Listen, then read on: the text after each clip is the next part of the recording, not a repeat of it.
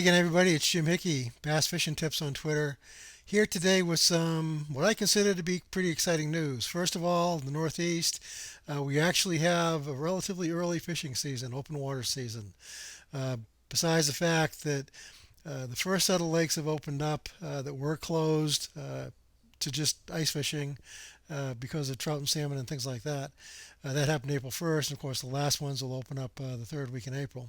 And other than the fact that bass actually go to being catch and release only during the spawn period, the rest of the season's open. Made a few trips out. Some of them were just scouting out where the fish weren't. But finally, a week ago Friday, on a very warm day when I was fishing in t-shirts, before we had the latest cold snap, when I found water that was actually up approaching 50 degrees, was able to connect with my first bass of the year, a nice 15-incher, caught on one of my favorite baits to fish, a Mr. Twister Kameda soft stick bait. Okay. So what I'm really excited about the fact that I just got an order in from Mr. Twister.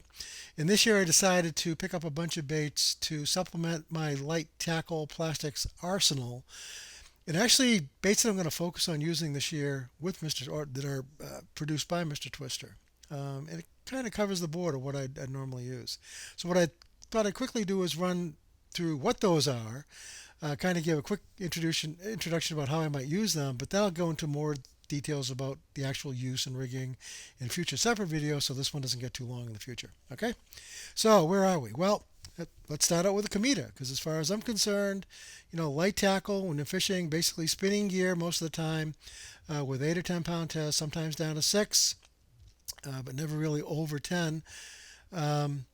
Fishing a Kameda soft stick bait on, I usually fish it unweighted, although occasionally I'll add a weight to it, either Texas rig or wacky style.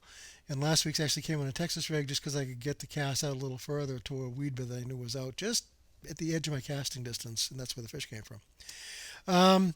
Similar in nature to that is the Mr. Twister pocket fry. And there is a big difference, however. The Kameda, when it hits the water, it will sink.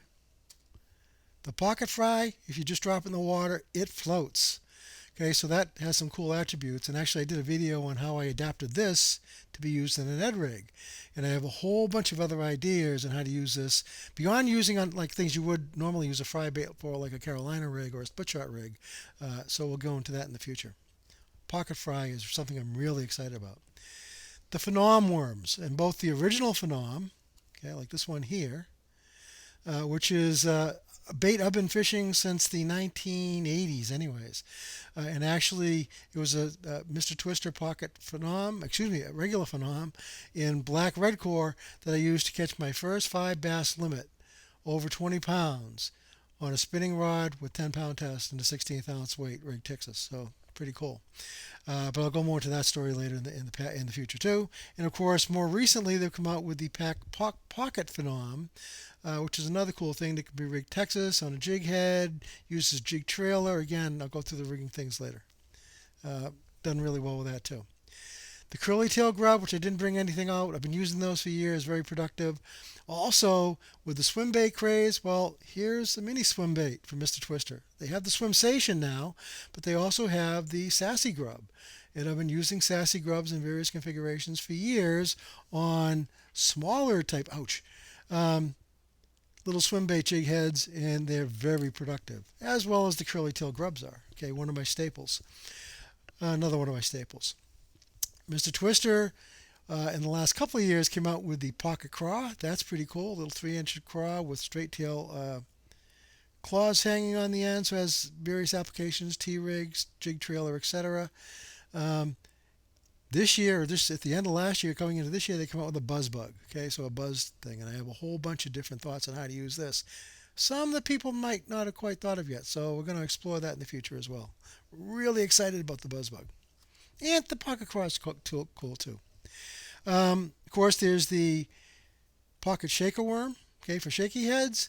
And even though you're using this, I think it's 6.5 inches long, on a shaky head most of the time, adapting this down by snipping some off and putting on a split shot rig or a PD rig, a lightweight Carolina rig, something like that.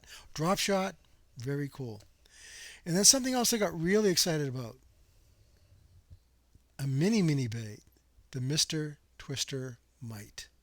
And here I have it rigged on a Charlie Brewer um, spider slider head, rigged Texas style. And can you imagine what this thing would be like crawling around the rocks, kind of scrounging around, smallmouth coming up behind it, getting real enticed and going slurping it up. Maybe it's getting around bedding season. They don't want this thing anywhere near a potential bed, so they're going to take it out. Kind of might imitate a craw or definitely a helgramite. It's going around there searching, trying to disturb things. So really excited about this. Fishing on a jig head. Kind of hard to fish that Texas style. It's real thin in the back. I suppose I could, other than off the jig head. Of course, split shotting, drop shotting will be a fantastic little bait. So that's pretty cool as well. So those are one other one. I'm sorry, I almost forgot. Which is the soft jerk bait version that Mr. Twister makes, which is the dart. Okay, so it has specific applications, and again, we'll talk about that more in the future. So those are the baits that I picked up from Mr. Twister, at least most of them. I have a few others that I didn't dig out. Again, I'm going to be focusing on light tackle, going through the various rigging methods, some of the standard rigging methods you'd use those types of bait for, and like I said, some specific ones that I have in mind. Things like adapting baits you might not think about adapting for, like Nico rigs and whatnot. So we'll be talking more about that in the future. Anyways, that's it for now. Until the next time, tight lines and full live wells. Have a wonderful night.